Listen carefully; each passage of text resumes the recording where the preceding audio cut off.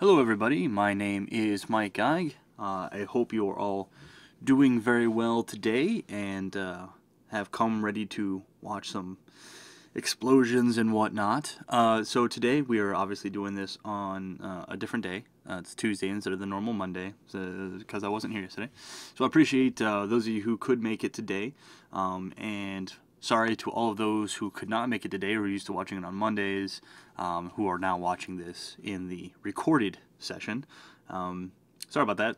We'll be back to Mondays as usual next week. So just check the schedule. Speaking of the schedule, which you can go to unity3d.com/learn/live lessons. I don't know what. 1 second. Live training here. If you come here, we have two right now. What's the fun with explosions today, and then the putting it all together, cinematic explosions next week.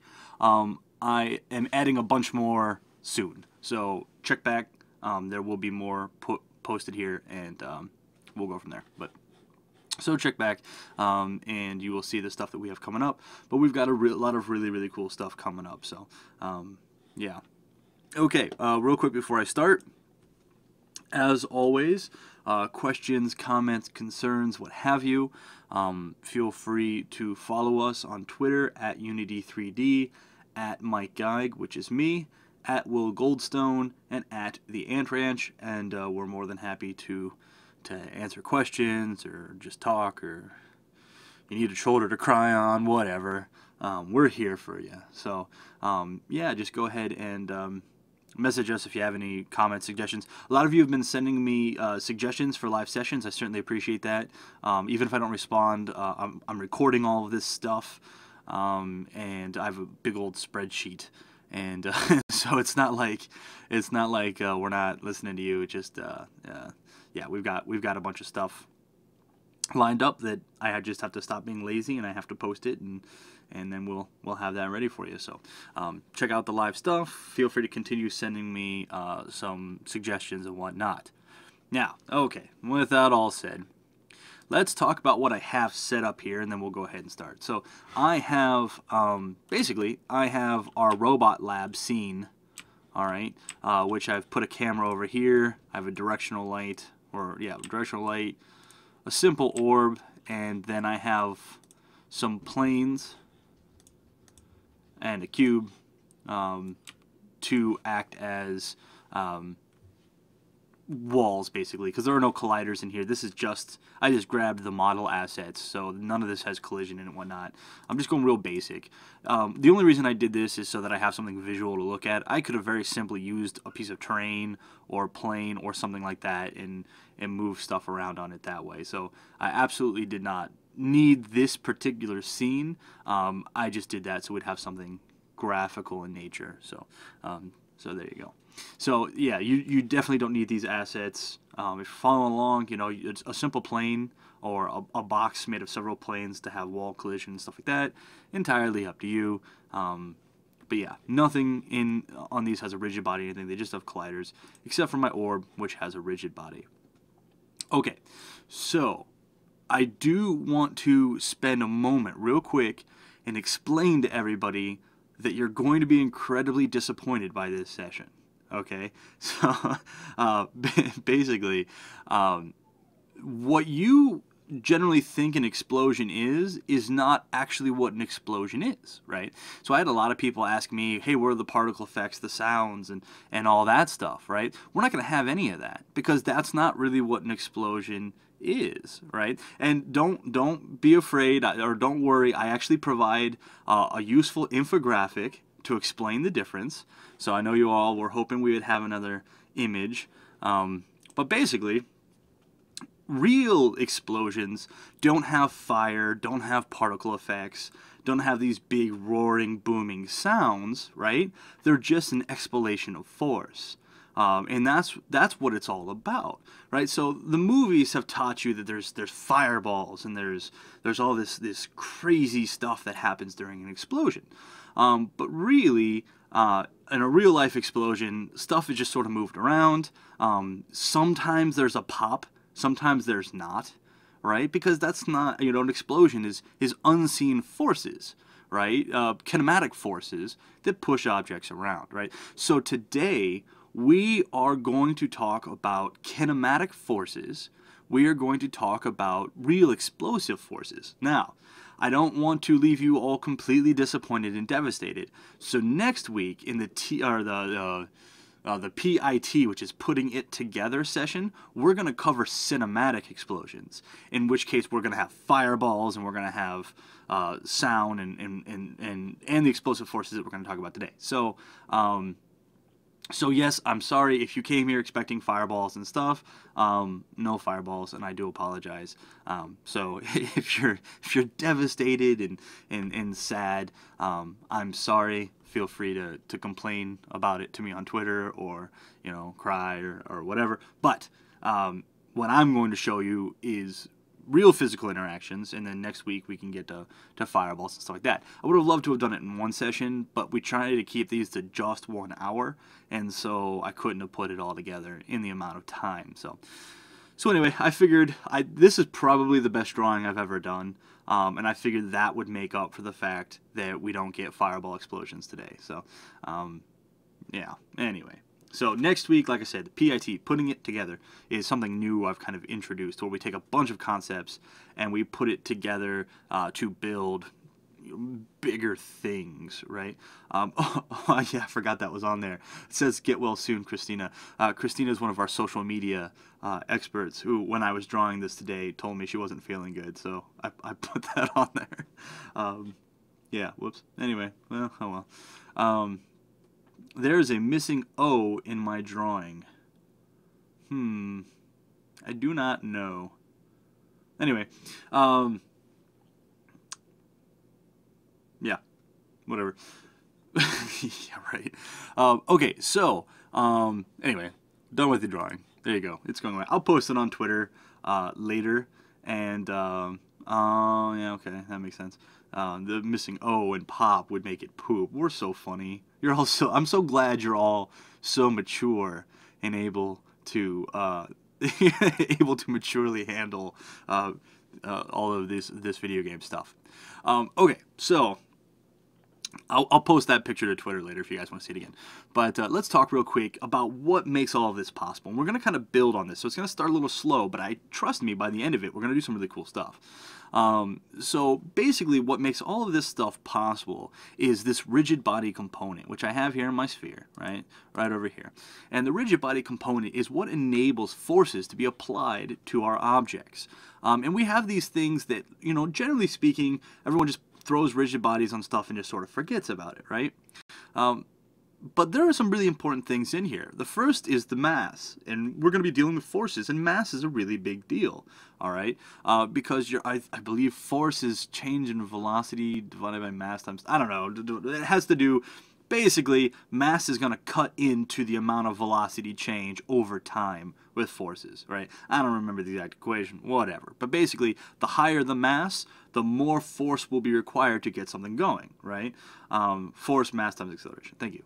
And acceleration being a component of time. I knew time was in there somewhere. But yeah, anyway, C equals mc squared and all that jazz. I don't know. I don't remember any of that stuff. Then we have drag. And drag is basically how much force is wasted in getting something to move, all right? Then we have angular drag, which is how much force is wasted in getting something to rotate, and so on and so forth. We have this used gravity, which we'll leave on for now, and then we have is kinematic. Checking is kinematic basically turns off all built-in physics and allows us to do our own stuff. And then we have this stuff down here, which we're not going to talk about because we can do constraints and how it interpolates and all that crap. So I'm just going to basically leave that stuff alone because it's more or less completely irrelevant right now. So the rigid body is basically what makes this stuff possible, all right? And so let's talk about, basically what I want to do is I'm going to start with just some very basic forces, and we're going to kind of build on it from there. So the very first thing I want to do is I'm going to create myself a script, and I'm going to call this poke script. Again, I'll apologize for my loud keyboard. You all don't seem to mind every time I mention it, but I feel the need to apologize for it. So I created this poke script. which I have these other things still open here. Poke script, which is basically going to allow me to use the mouse to sort of prod at this orb or whatever object I put it on. And I'm going to get rid of all this garbage in here. Someone thankfully sent me instructions on how to fix the default script, and I just haven't done it yet, so I still get this default that I always have to fix. But basically I'm going to say void on mouse down. Oh, I'm going to make this bigger too, because you guys can't see it. There we go. Void on mouse down. And yep, thank you. Did zoom in there. And basically what I'm saying is whenever I click the mouse, we're going to do something. And since this has a rigid body, since what I'm going to put this on has a rigid body, I'm going to say rigidbody.add force. And the force is going to be a new vector 3. And I'm going to pass in 0, 0, 5. And we'll talk about all this stuff. But this is just a very basic thing right now. So when I click on this orb, it is going to send 5 units of force. And that's going to be used to move the orb. Alright. And so I'm going to click and drag this poke script onto the orb. There we go. And I'm going to run my scene. Alright. And if I click it, you'll notice that it starts to move. If I keep clicking it more and more and more, right, then it starts to move more and more and more, but really, right, it takes a while to get it to move, all right? And that's because we are dealing with simple force over time, right? And so if I wanted to, and let me do this real quick. Let me go public float force, and I will instead just replace this 5 with force, so that inside the inspector we can change that. So all I did is public float force, and just the Z component is the force there. Now I can change this inside the inspector, and I'm going to make this force, this time I'm going to make it 50, alright, and I'll hit play, and now you can see it starts moving a lot faster. And if I wanted more force, I could say 200 and hit play. And now we're really moving along. Okay, so all we're doing is we're adding basic force to this object, right? Now, force, as in the most basic of force, is affected by mass. So if the mass of my object was 100, all right, and I click, you're going to see it's barely going to move again, right? Basically, we have 200 force, but the mass is so massive that 200 force really doesn't mean anything, right? And so force at its base is affected by the mass of our objects, and we're going to see different ways we can work with that. I can make my mass lower, as someone was pointing out. I don't know what 0 does. It has to have some mass, so it just makes it really small. But yeah, it's so small, when I click it, it goes flying. Now, someone in chat is asking, is 100 equal to 100 kilograms? I don't know. I believe they're arbitrary units. I don't know. Unity doesn't really deal with specific real-world units, so we're just talking about 100 units of mass. It's basically to say that if a feather is 1, then a car might be 2,000, and they're just relational to each other, right? That doesn't necessarily mean the feather is 1 pound and the car is 1 whatever, but it's basically just some form of relationship between them. Yeah, so anyway, I'll set this back to 1. All right, so we have basically this way to add force. We could just simply change the velocity, right? Because that's, I mean, even without forces, we could do, you know, rigidbody.velocity equals new, but that's just setting basically the directional speed of our object, and that's not really what we want either, so we're not going to bother with that. So we have this force, and that's all well and good, but you know, that's kind of boring, right? We saw it. It was just sort of this little push, and, you know, that's not really explosion-y, right? Because force has a time component to it. Oh, also, by the way, when working with add force and stuff like that, we really should be dealing with fixed update instead of regular update. And I'll talk a little later about why I don't, but really you should. So we have this add force. Now, we have these things called force modes. And force modes enable us to, and let's see here, I'm trying to scroll through here to see the different types.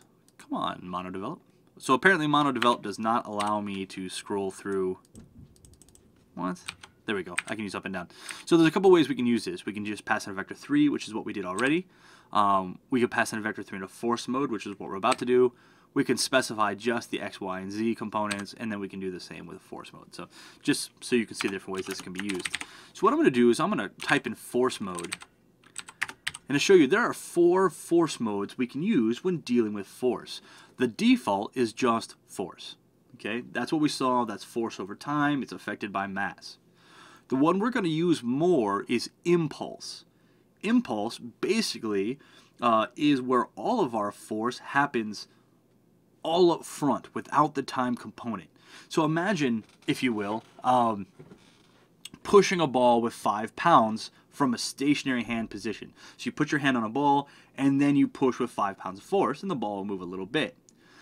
Now imagine moving your hand before you get to the ball, still with 5 pounds of force, but striking the ball because your hand is already in motion. And then you have what's called impulse force. All right, so impulse force is an immediate force without the time component. And you're going to see the impulse force is much, much more explodey than regular force because we're not pushing anything that we want to do. One of the questions, is there a code that is add impulse force? No, we're just going to use add force with force mode impulse. That's going to do what we want to do.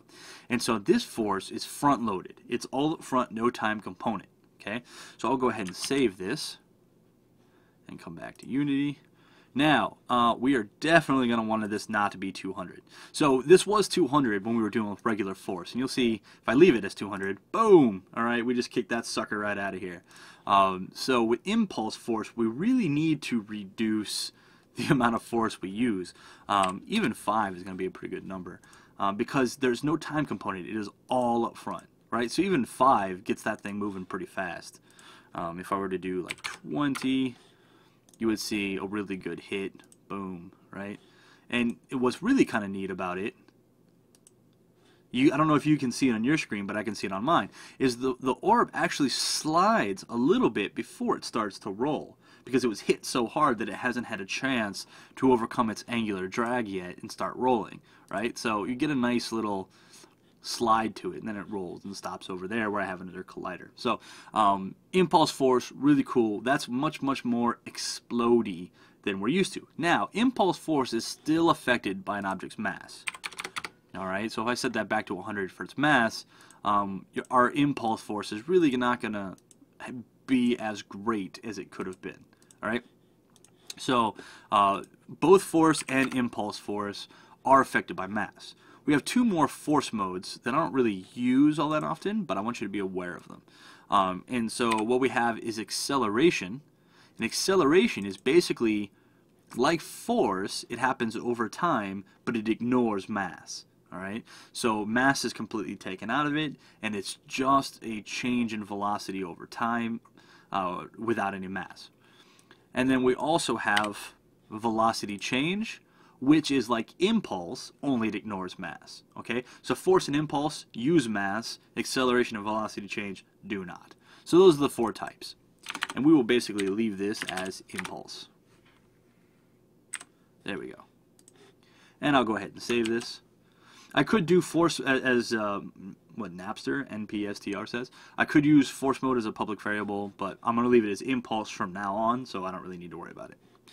So we have this ability now that whenever we click the ball, it's being pushed, and so we're just basically kicking it, and that's all kind of cool. That's all nice and everything, except you'll notice that no matter where we click the ball, it always kind of goes the same way, right? So the position of the impact doesn't really matter. So now what we're going to do is we're going to modify this so that our impact happens from an appropriate direction. Okay, and so now what we're going to do is we are going to raycast from the screen to where we click.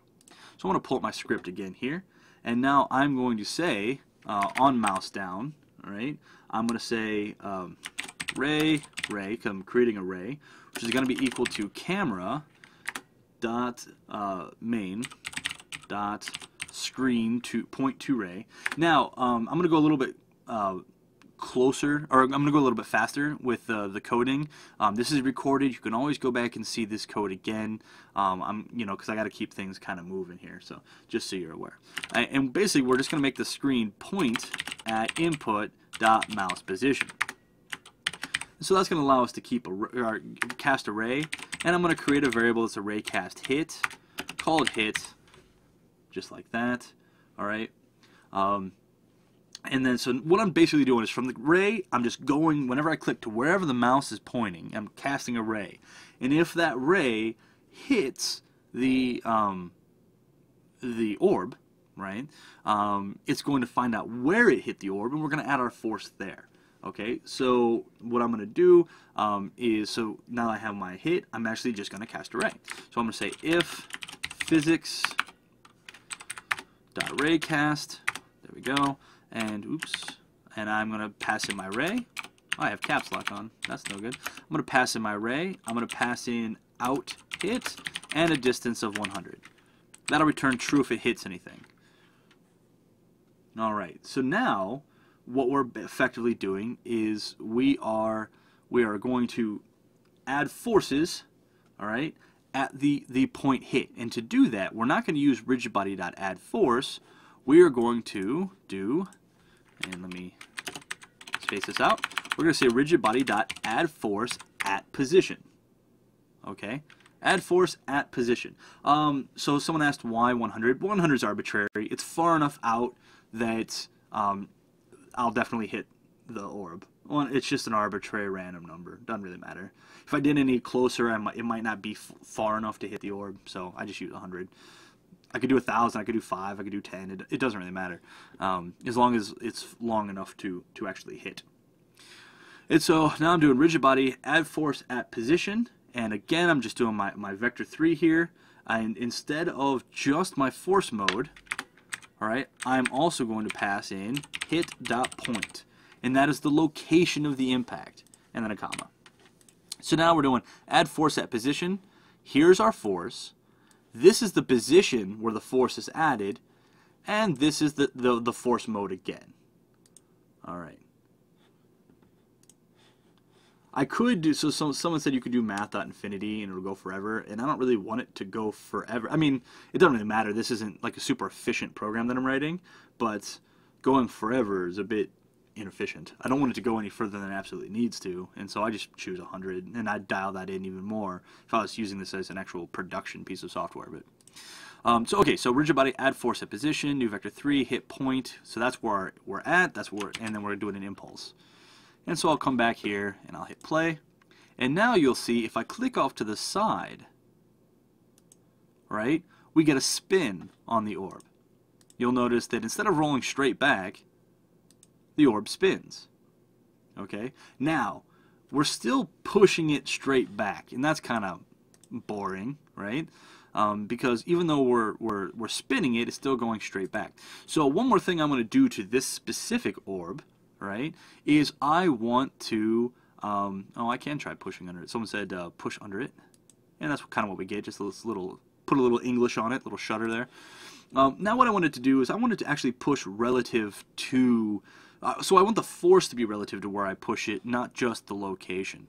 And so I'm going to come back here into my code, and instead of new vector 3 force, what I'm going to do is I am going to say transform dot position minus hit dot point times force, and then I gotta make it so this can all fit on the screen even though I'm zoomed in. So let's do this. There we go. So there, that'll all fit on the screen. So now what we're doing is we're just finding the vector between the two, where it hit, and the center of the orb, and we're multiplying that by force. And you'll see the result is that not only do we get the proper location, we get the proper force direction as well. Boom, sideways. And then kind of off to the side, right? So we can kick it around. Obviously, we can only push it away from us because we can't click on the other side of the ball because our camera isn't over there, right? But that's the basic idea of that. All right, so this is boring, right? I get that.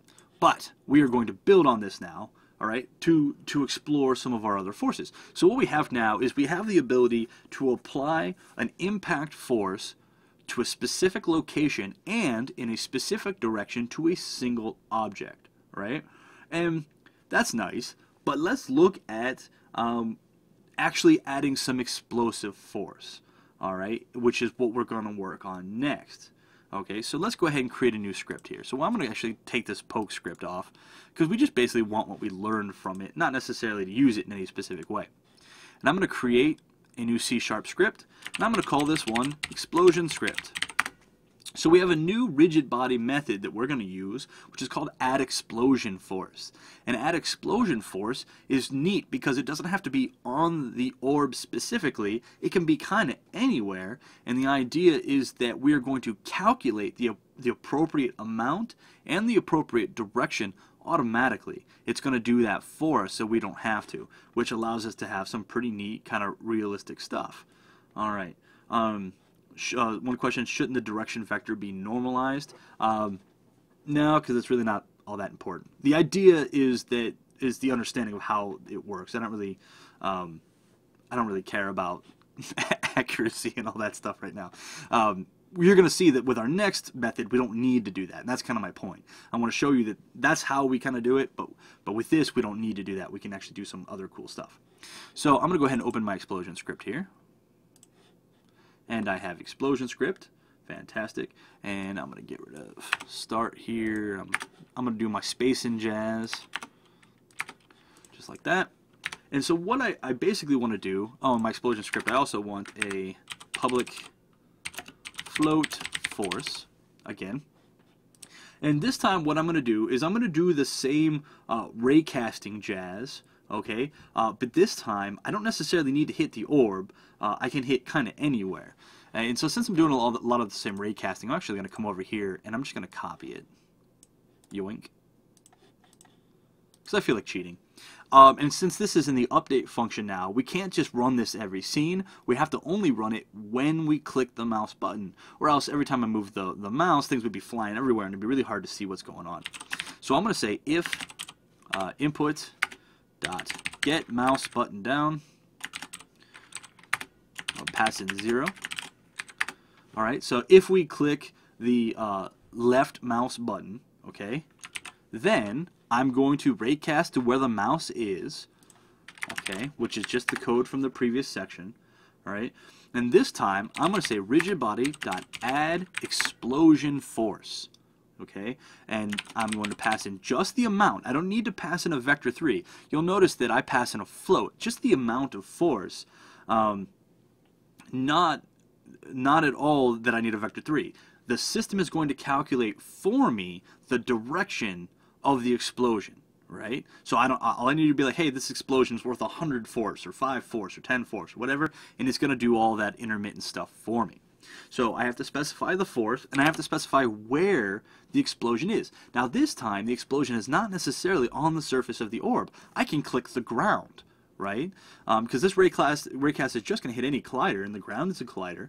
And so I can click far away from it, I can click really close to it, and it's going to calculate the force as if an explosion happened at the point where I clicked. If I click on the wall, if I click on the ceiling, click on the floor, wherever, right? Or I could click on the orb as well. You know, it doesn't really matter. And so the position, I'm going to say hit dot point. That's where my raycast ended up. And also think if you're making a game with like a rocket launcher, right? You raycast from the tip of the rocket launcher. When it hits a wall or something, that's where your explosion goes, right? Hit dot point. Makes it real simple. And then we have the radius of the explosion. Now the radius of the explosion is its total size, in the total radius of its spherical impact. And what that means is anything that's right on top of the explosion is going to get all of the force, and anything that's at the very end of that radius is only going to get a tiny bit of force.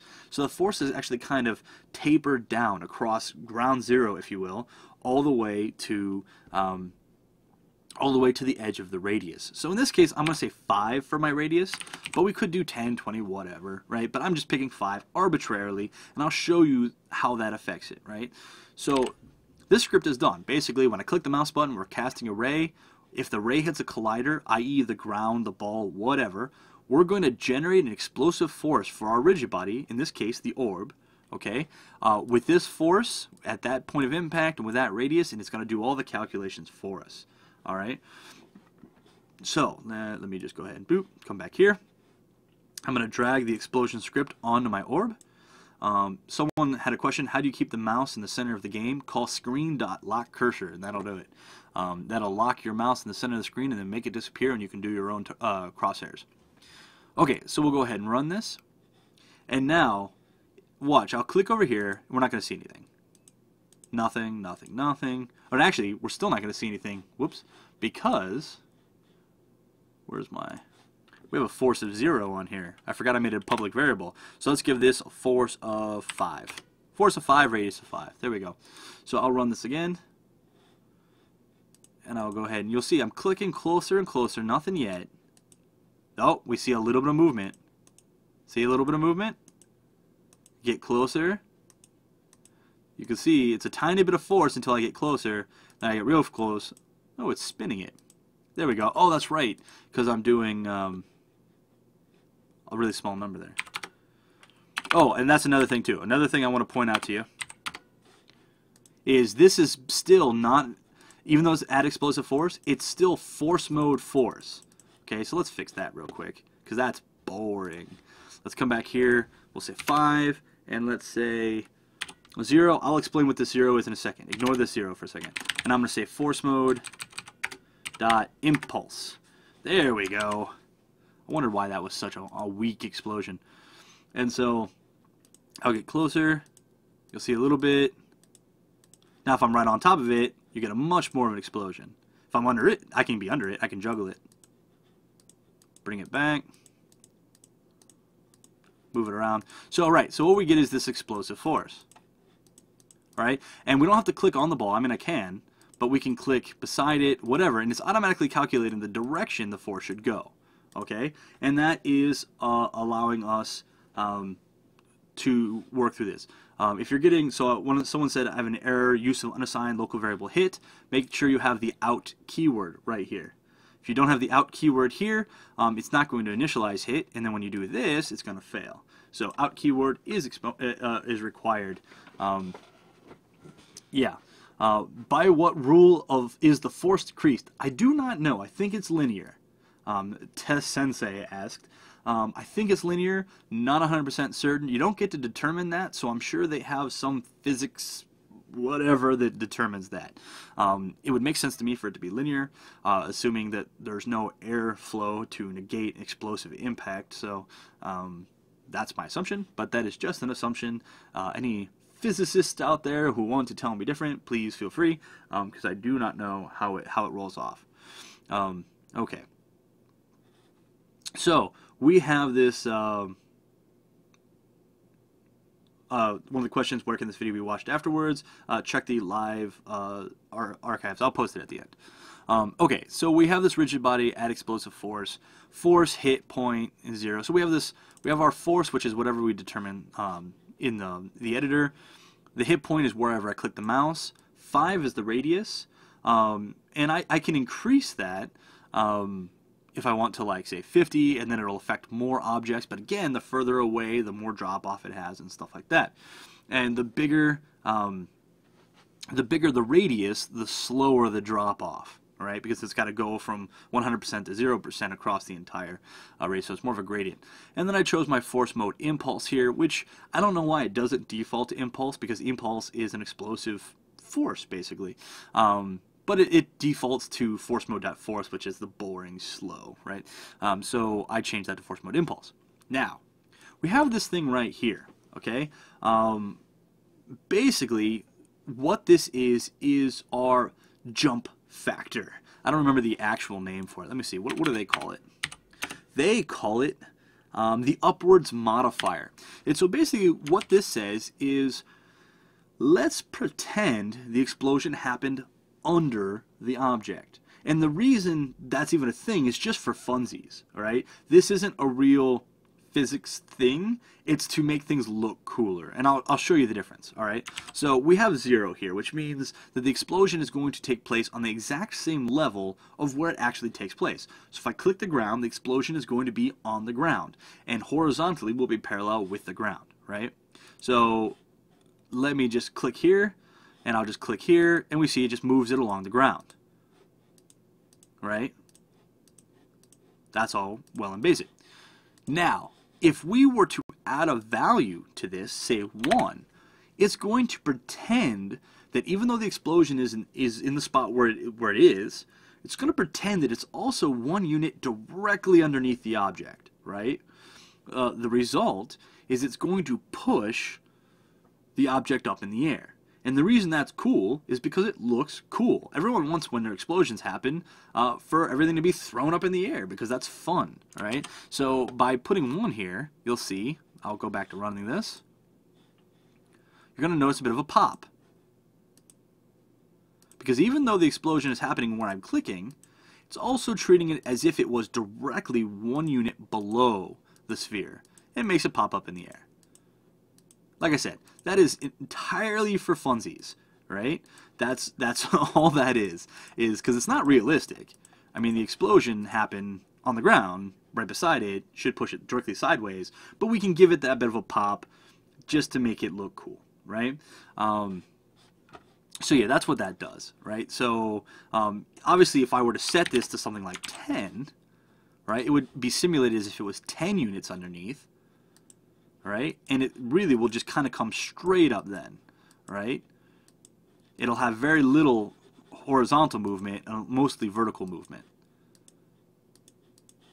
But anyway, so there you go. So that's what this last one's for, and I generally kind of leave it at 1. 1 unit of upward is kind of fun for a pop, and it sends things up in the air.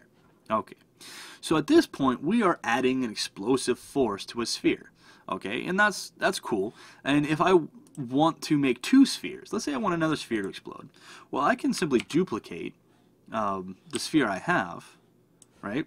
And since both spheres have the explosion script on them, you'll see that when I click, both of them get exploded. Alright, easy enough. If my radius was bigger, it would affect both of them at the same time, but my radius is 5, so they have to be relatively close together to both be affected.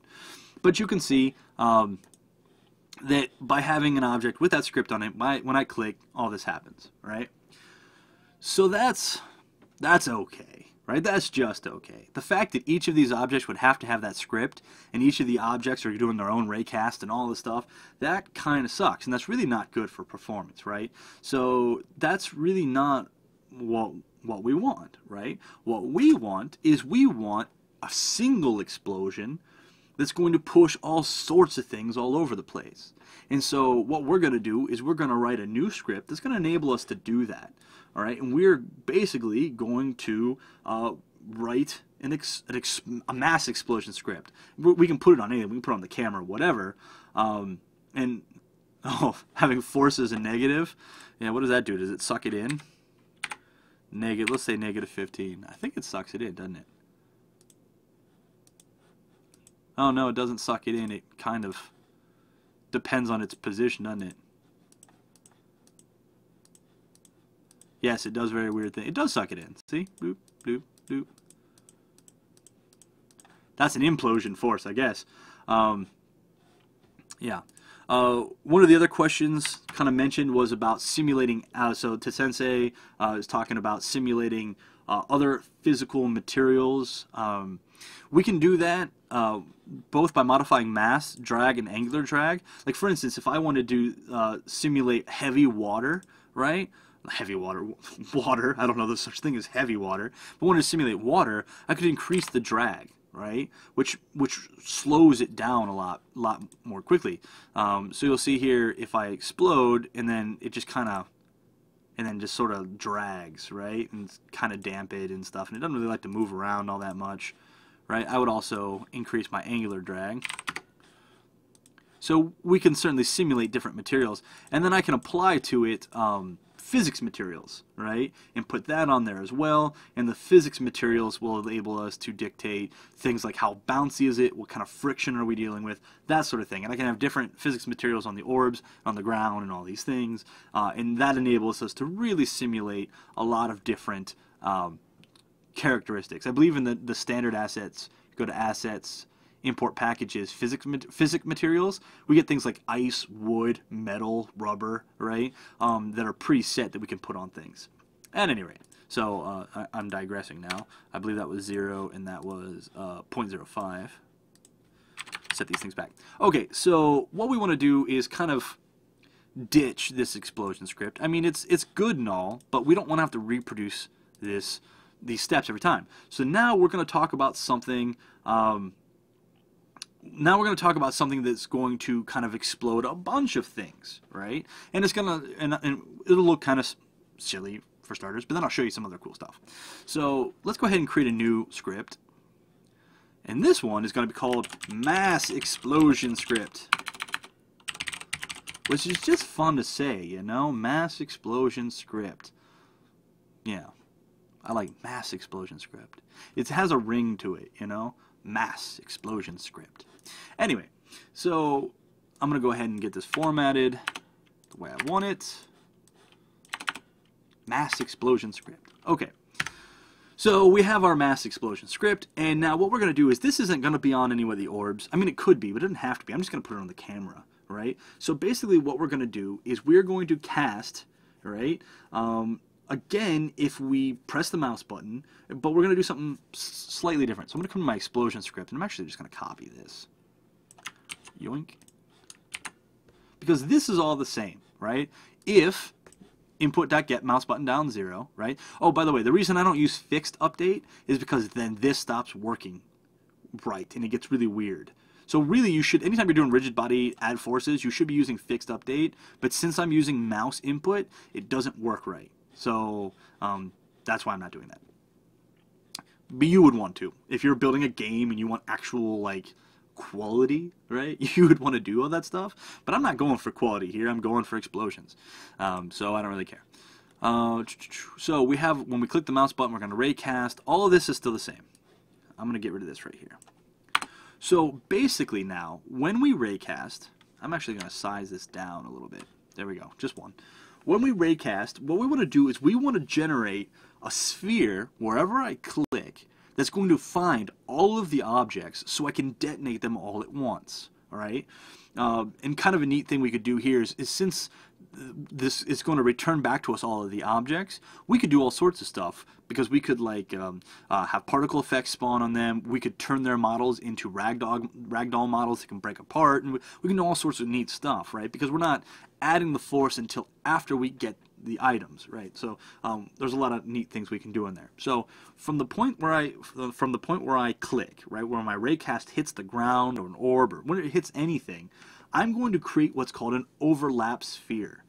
All right, and that overlap sphere will enable me to collect all of the colliders that it encounters. Real quick, someone MMO asked, please explain why you should use fixed update. Fixed update happens at a fixed time set. So in your regular update, if you've ever done time.delta time, in fixed update you don't have to do that, because fixed update always runs at the exact same frame rate. It's for physical stuff. But anyway, I don't want to get too off topic, so that's that. But what I'm going to do is I'm going to create a collection that will be responsible for holding colliders. And you do that by writing this. Collection, or collider, is the type with these 2 square brackets, which will create an array. And I'm going to call my array colliders. And I'm just going to set that equal to physics.overlapSphere. And in the overlap sphere, I'm going to say hit.point, and I'm going to say radius, which reminds me, in this script, I want to have public float force and public float radius. There we go.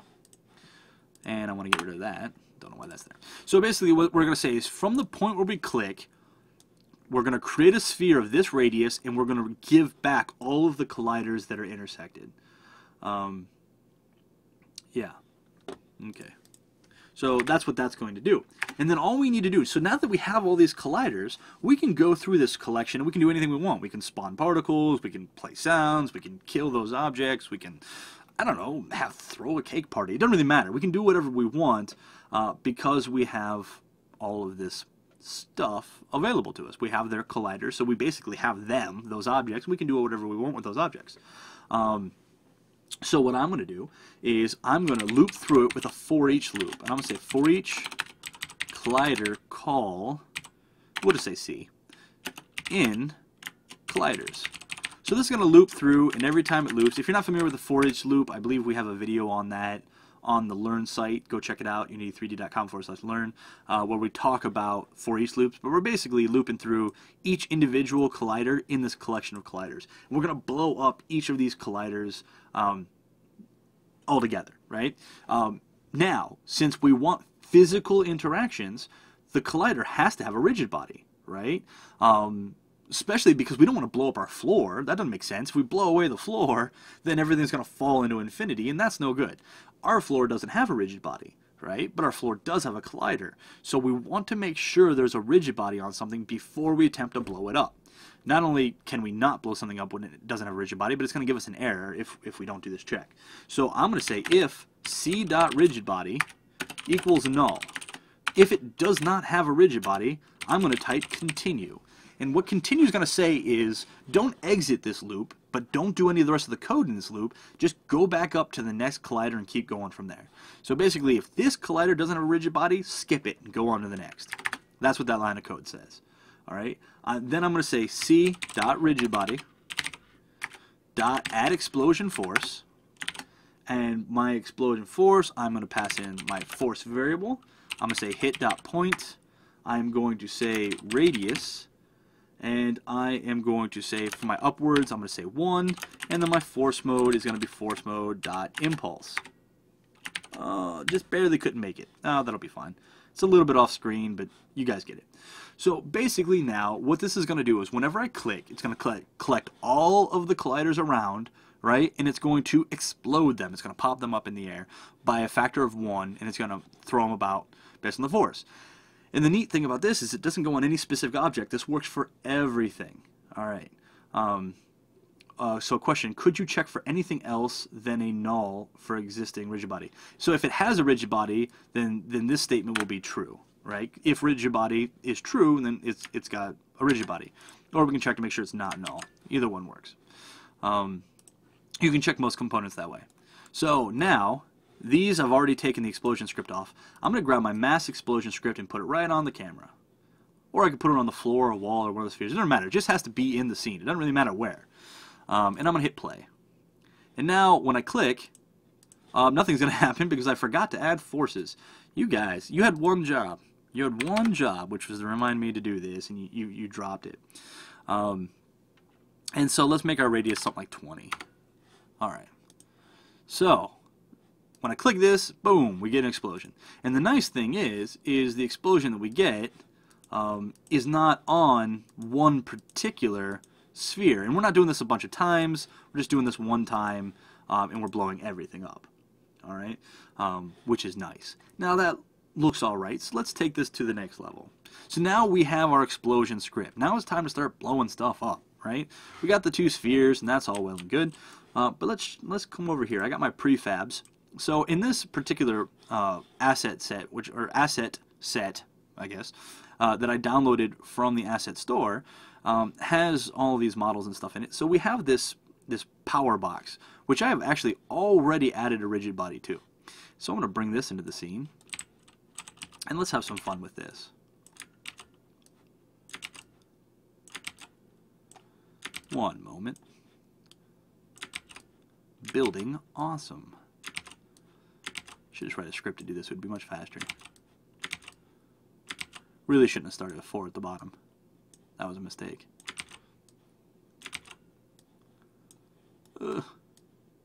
There. That's pleasant. Okay. Oh, we can certainly do rigid bodies at different masses here in a second. So we have this pyramid now. All right. Beautiful. Oh, apparently not. Did I added one too many. Goodbye. There we go. Beautiful pyramid. And when I click, boom, we get a nice explosion, right? It looks much better when there's other stuff, right?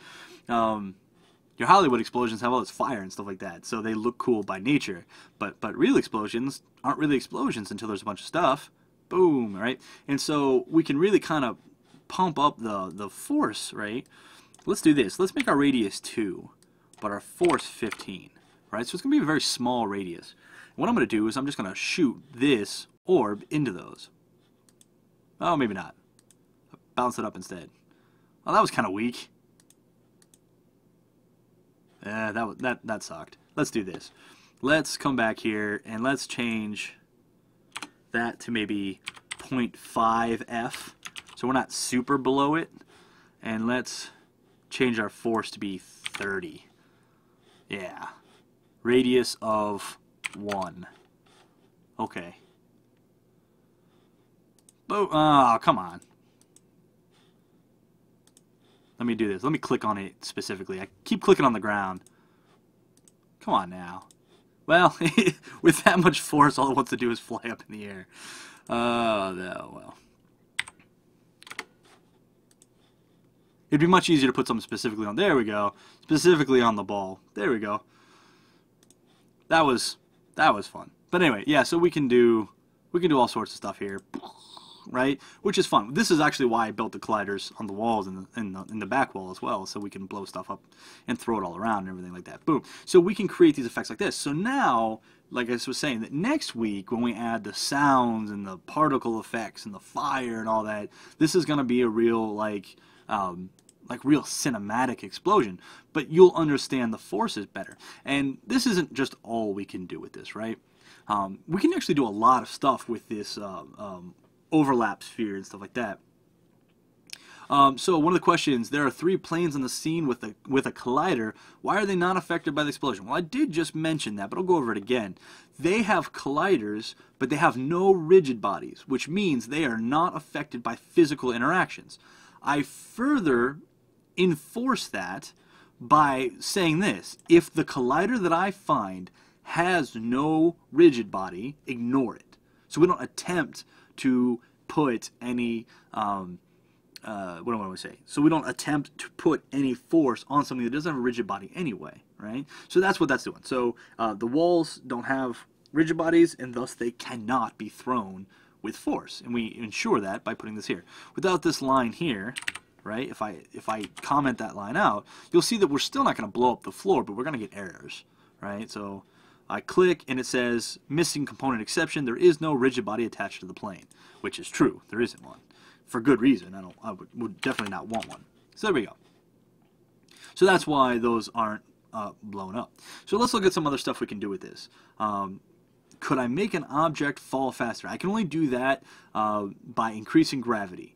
And you can increase gravity by going to File, Edit, Project Settings, Physics. And we can change what constitutes a bounce.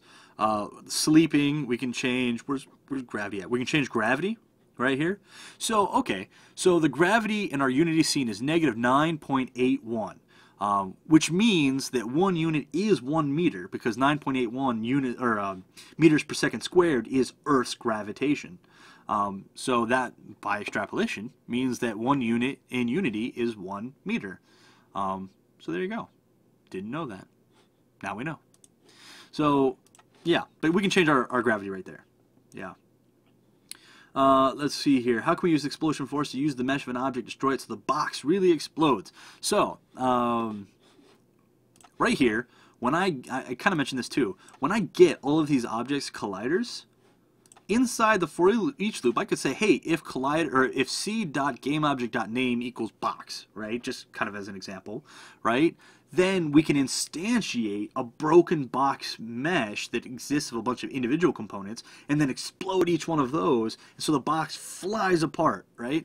The key is in the fact that we get all the colliders. We can do whatever we want with it then, right? I mean, realistically, I could do something along the lines of, I could do something to c.gameObject.name equals box. Obviously, this isn't going to work because I don't have a model to put in its place. If, there we go. Delete object. Instantiate new broken box object. Explode it. That should be in comments, right? But see, at that point, we could do that, and all of the boxes would just be obliterated, right? The key is having the collider from the overlap sphere. Then we can do whatever we want with it, right? But this is kind of like, you know, a pseudocode way that we'd go about it, but that would certainly work, right? So yeah, I mean, we could we could do that. That's how we ragdoll, and that's how we do all these sorts of things, is we just kind of make the model go limp and then throw it around and do all this wacky crap to it, right? And we can do that with boxes and everything like that. Okay, so what about this? Like, so let's take this one step further and say, okay, I don't want to necessarily blow up these boxes. Yeah, or I can use tags, right? Let's say I don't necessarily want to blow up these boxes. Let's say I want to throw everything forward, right? Like, say I just had this magic power. I was playing a game and I used my magic power, and it like a Star Wars game maybe, where I just use the Force to throw everything forward, right? So I'm not necessarily blowing it up. I'm just hurling it across the room. I could certainly do that. So check this out. So what I'm going to do. So that question, can you break it into smaller parts? I just answered that. So if you missed that, go back and watch the recorded video, because I just answered that. But let's say I want to throw everything forward, right? So in this case, I wouldn't necessarily use this explosion force. Oops. Let's say I wanted to throw everything forward, right? Let's see here. Sorry, I have a lot of questions right now. If you have something behind a wall but still in the explosion radius, would have to do a raid check to make sure the explosion does not affect them. I don't know. I do not remember. I'll test that here in just a second, Midwest. We'll see. Yeah. But anyway, so let's do this. Let's do c.rigidbody.add force. So not add explosion force, add force, and let's just do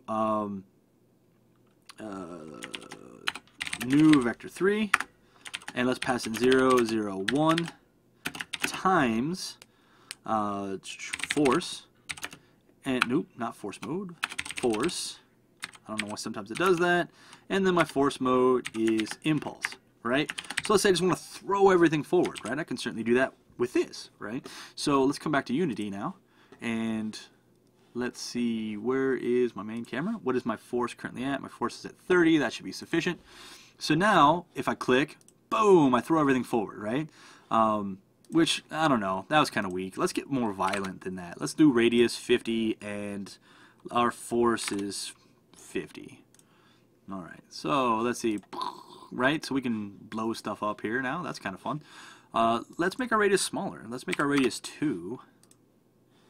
Let's just blow away the corner. Boom, and then the rest of it falls over, right? So we can target it. Boom, boom, boom, boom. Get out of here. Get out of here. You're bothering me. Boom, boom. Right? So we can certainly do all that stuff. Let's get more violent. I like violence. So let's be violent. Right? And so boom, right? And we could add an upward component there. So let's say 0.1, 0.1 F. Gotta have the F. Alright, so just a small upward component to just kind of pop it up just a little bit, boom, boom, and just throw stuff. You'll notice that the cube I have in the back isn't very thick, so when the objects go really fast, sometimes they go through. So I lost my 2 spheres. So yeah, I can just keep clicking until they pop through. Thicker wall would fix that. Alright. Yeah, you guys like my sound effects, right? Yeah. Anyway, so let's test Midwest question here about something getting in the way. So now I'm done kind of throwing things forward. Let's go back to my explosion, because I honestly don't know. So let's find out. So what I'm going to do is I'm going to create a cube, create other cube, iCube, and I'm going to put you at 0, 0, 0, right there. We'll just kind of put you here, scale you a little bit. So we effectively are creating a wall. That's a pretty good wall. Put it here. It has a collider, but not a rigid body. So the explosive force will not affect that. All right.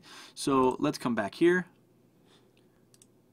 And let's see. Oh, well, you're absolutely correct. So the wall does protect the objects. But if I click behind it, there's no protection, because I blow them up from behind. So yeah, so our wall does in fact protect it. I did not know that. That's kind of cool. It might also be that my radius is really low. Wait a minute, I might be wrong. My radius is low. Yeah. So let's change this back to 10. Let's change our radius to 20. I might have been wrong. Let's see.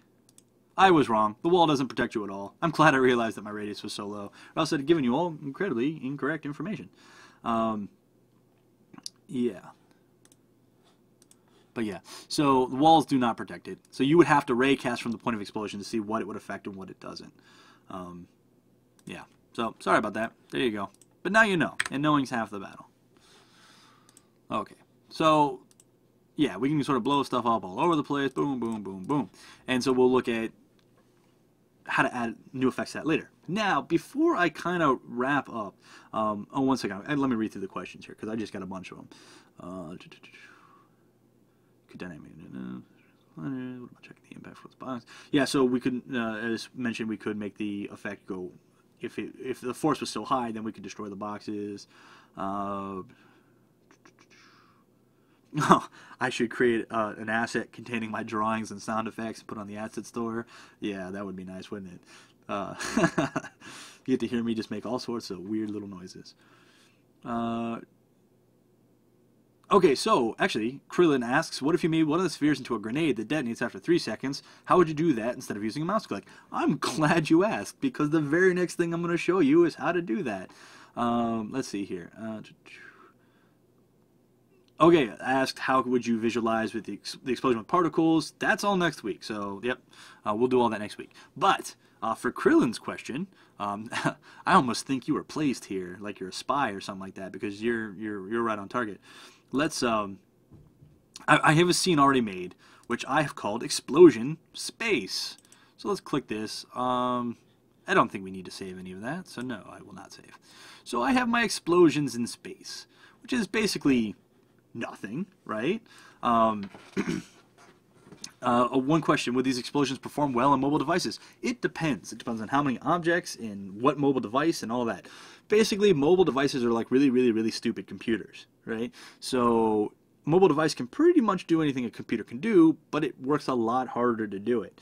And so, yes, but if you have a ton of objects or you do a ton of explosions or a ton of graphics, it's really going to slow the device down, and if the device is older, then it's not going to work very well. So it's always about efficiency when dealing with mobile devices.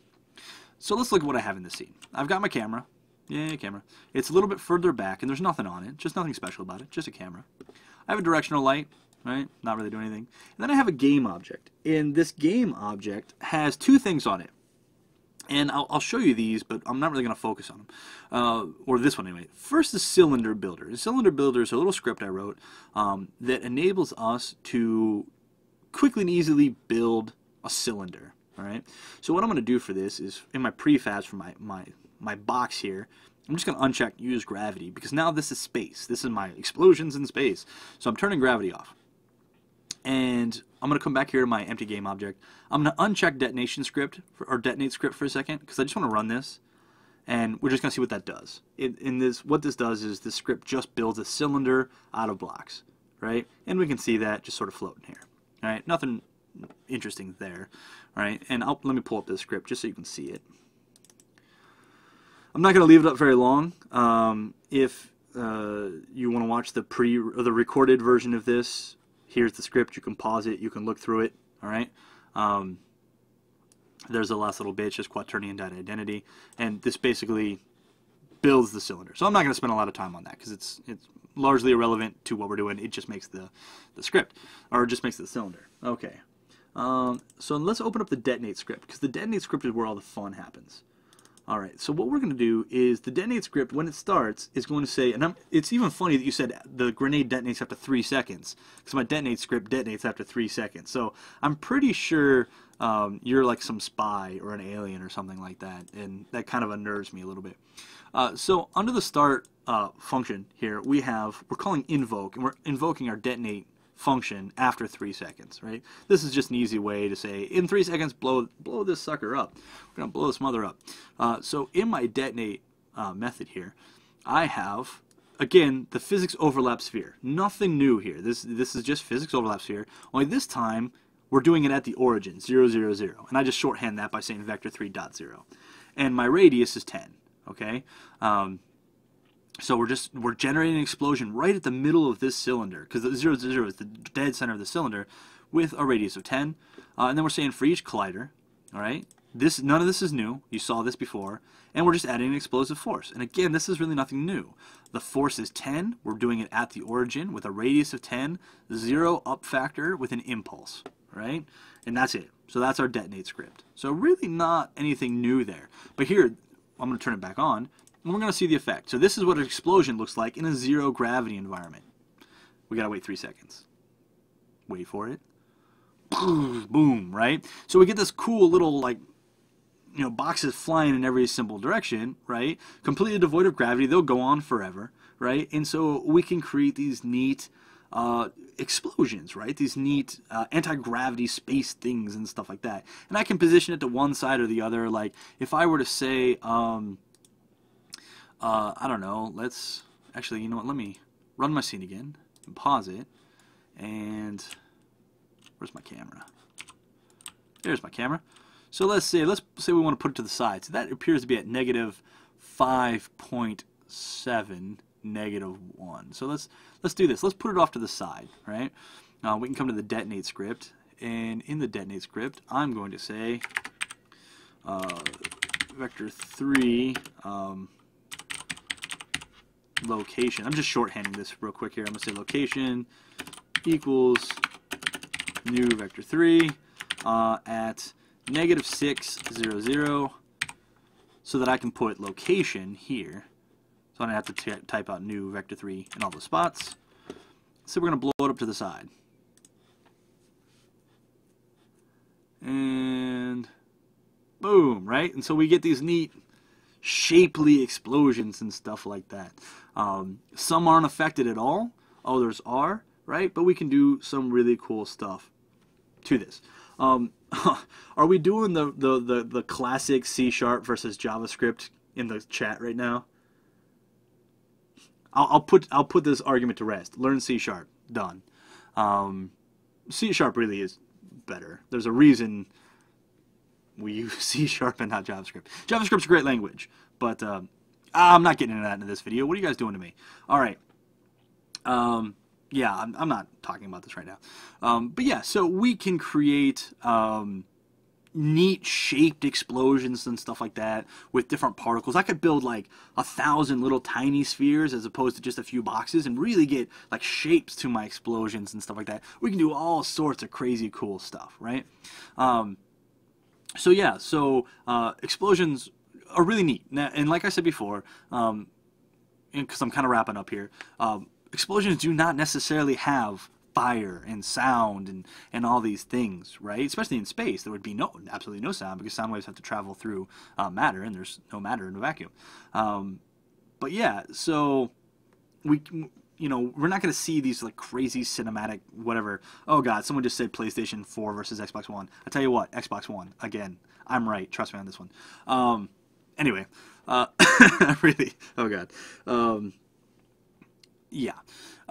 So we can do all these neat things. Next week, in the putting it all together, we are going to see how to do the particles and all that stuff. We're going to have these cinematic neat effects. But yeah. Anyway, so let's talk about what we talked about today. So basically, we started small, right? If you remember, we created the poke script, and we just sort of added small amounts of force to a sphere, which is very, very boring, right? And we learned about locations and things like that. And we learned about explosive forces and stuff like that. And then the real magic comes in when we learn about physics.overlap sphere, which allows us to get collections of objects and do whatever we want with those collections of objects. In our case, we want to blow them up, which is really fun. Yeah, but okay, so from there we looked at, blowing up a bunch of objects in the scene, how to stack objects and blow them up, and we learned about forward forces, right, in case I wanted to use like Jedi force powers or whatever. And then we looked at how explosions in zero gravity look and how it enables us to see, I'll click it again because I thought it looked really cool, allow us to see the shape that explosions take, right? We can see where and how and all that stuff, which is actually really, really cool. And the smaller the objects and the more of them there are, the more you get to see what an explosion actually looks like. Yeah. So we looked at all that. So that's going to kind of wrap it up for me today. Next week, again, I just want to reiterate because I want you all to show up because it's going to be awesome. Next week we're going to do the rest of the explosion stuff, the stuff that you're used to seeing. This stuff right there, the super awesome explosion-y looking stuff, because we have some stuff that looks pretty slick. But Again, I'll wrap up with this. Questions, comments, suggestions, hit us up on Twitter at Unity3D, at Mike Geig, which is me, at Will Goldstone, and at The Ant Ranch. We're always listening. We're always around. Yeah. The audio tutorial is online. I forgot to add the link. I added it today. It takes like overnight to refresh, so it will be there tomorrow. I apologize for that. I just forgot to add the link, so it will be there soon. I assure you. Thank you all for everyone who watched. Appreciate it. Hopefully you found it educational, and next week it will be even more so. So thanks everyone, and you have a fantastic day.